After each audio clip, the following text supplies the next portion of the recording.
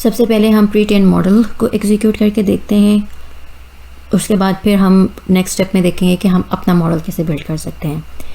हमें एक .h5 की फाइल प्रोवाइड हुई हुई है रिपोजिटरी के अंदर, जो कि एक प्री ट्रेन मॉडल है। हम उसको यूज़ करते हुए देख सकते हैं कि एक गाड़ी ऑटोनमस एनवायरनमेंट के अंदर कैसे काम कर रही है।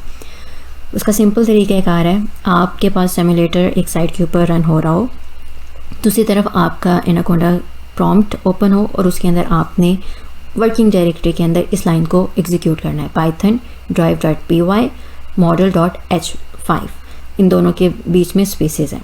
तो ये मॉडल को एग्जीक्यूट करेगा। मॉडल रन टाइम के ऊपर जो भी आउटपुट जनरेट कर रहा होगा वो ड्राइवर को पार्स करता जाएगा, और ड्राइवर उसके बेस के ऊपर वो उसको सिमुलेटर के ऊपर पार्स करेगा और हमारी गाड़ी ऑटोनमस एनवायरनमेंट के अंदर एग्जीक्यूट हो रही होगी। जब आप इस कमांड को एग्जीक्यूट करेंगे तो यहाँ पर आप एनाकोंडा एनवायरनमेंट के अंदर देखेंगे कि यहाँ पर 3 डिफरेंट वेरिएबल्स की इंफॉर्मेशन आ रही है। 3 डिफरेंट वेरिएबल्स कौन से हैं हम उनके बारे में पढ़ लेंगे अभी आगे जब हम डेटा जनरेट करेंगे। अभी हम सिर्फ मॉडल एग्जीक्यूशन देख रहे हैं। जब आप वो कमांड एग्जीक्यूट करेंगे आप यहाँ पर देखेंगे मुख्तलिफ नंबर्स जो है ना वो चल रहे होंगे, और बिल्कुल वैसे ही जो ट्रैक आ रहा होगा उसके मुताबिक गाड़ी मूव कर रही होगी। हम इसकी टेस्टिंग कर लेते हैं।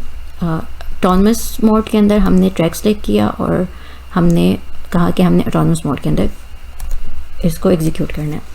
हमारी कमांड थी पाइथन drive.py स्पेस model.h5।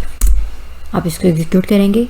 ये चीज़ें बैकएंड पर, अच्छा ये एग्जीक्यूट नहीं होगा इसलिए क्योंकि मेरे पास ये पहले से इंस्टॉल था और मैंने एनाकोंडा एनवायरनमेंट अभी एक्टिवेट नहीं किया हुआ। तो मैं पहले कोंडा एनवायरनमेंट जो है मेरा उसको मैं एक्टिवेट करूँगी। कार बिहेवियर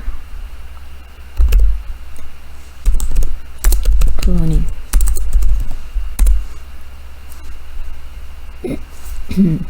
अच्छा ये कोंडा है, इन पर ई नहीं आता।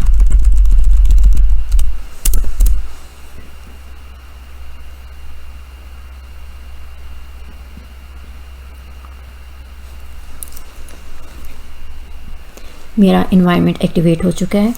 अब मैं इस कमांड को एग्जीक्यूट कर सकती हूँ, पाइथन drive.py model.h5। ये यहाँ पर थोड़ा सा टाइम लेगा क्योंकि इसने बैकएंड के ऊपर लाइब्रेरीज को लोड करना है और मॉडल की एग्जीक्यूशन परफॉर्म करनी है।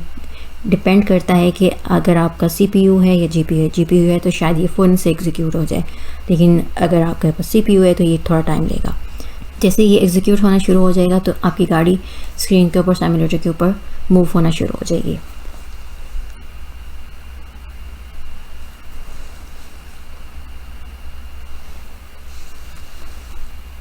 अब आप देख सकते हैं कि गाड़ी जो है वो चलना शुरू हो गई है और यहाँ पर हमारे पास मुख्तलिफ वैल्यूज़ आती जा रही हैं।